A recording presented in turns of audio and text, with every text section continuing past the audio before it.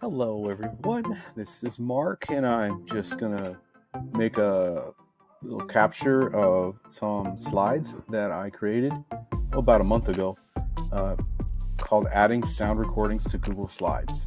I realized I hadn't made a talk through on this, and I think this is something that would, well, a lot of people seem to ask about it.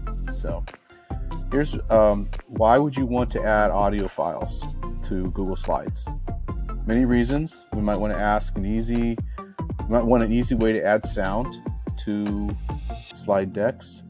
The instructional content purpose, maybe you want to make a tip or reminders or cues or clarification for students.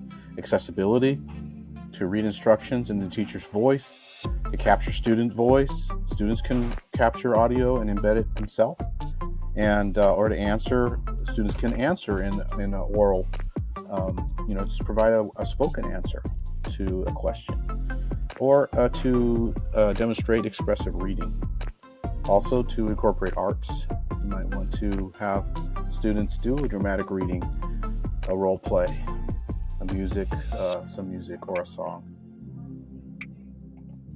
Okay, so you can use any device with the online voice recorder, and I think the workflow is pretty simple. Like if you're just going to use a Chromebook, download the audio and then bring it right over into your Google Drive. But it works equally as well if you're on a PC or a Mac.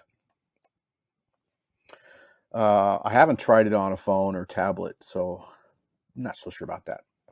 So you just go to onlinevoicerecorder.com with those dashes. Record, save a copy to your drive, Google Drive, share and rename. I'll go over that and then import that to the slides. So I basically break it down to 4 steps. It's really nothing fancy with online voice recorder. Although having an external microphone, of course, and having headphones so you can hear better the quality of the sound, it helps. To record, you just click the record button and start the recording. It's really nice on the interface. You just you can trim the audio. It's like if you want to cut off noise at the beginning and at the end, and then just quickly download it. Downloads to your device, and then you drag it over to your Google Drive. So it comes down into the tray in the bottom left of your browser, your Chrome browser, and it also is your download folder if you're looking for it. But you probably already knew that, didn't you? So copy to Google Drive, open your Chromebook, and drag. So I'm going to play this little walkthrough. Make that full screen. There you go. And see what I'm doing there is I'm downloading the file, and then I'm going to drag it over into Google Drive. And that was the end of that clip. So let me go over to the next page. Hello. Here we go. So here's how I make a shared folder. So in Google Drive, I create a new folder, name it whatever you want. And in this case, I called it Assignment 1. And then I'm going to open the sharing settings there under sharing settings, and then sharing. Go to the link area and change that to anyone on the internet can view, even though they're not viewing the audio file. That's the terminology. And then once you have that set, anything you put in that folder will take on the attributes.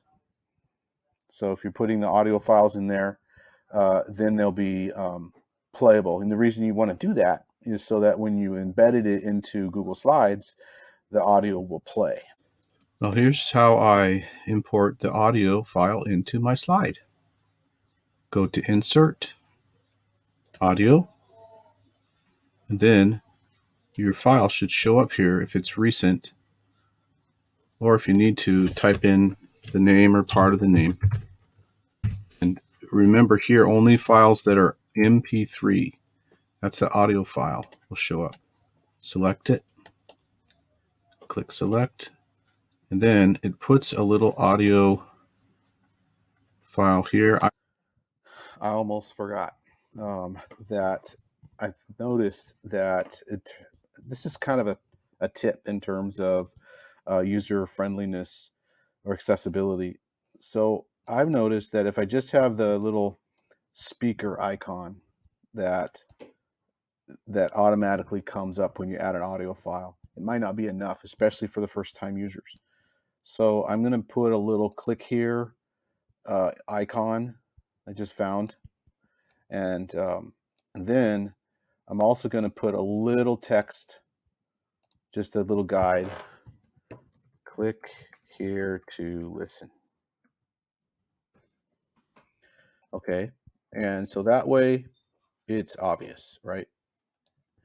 And you might not know. You also can make that a little bit bigger. Maybe make it a little bit bigger. And if you want to change formatting, maybe a little shadow makes it stand out a little bit. Okay. There's no recoloring on that. Oh, I guess you can recolor it. Okay, so I'm just going to leave it at that and say, hey, play with this and have fun. Should be worth it.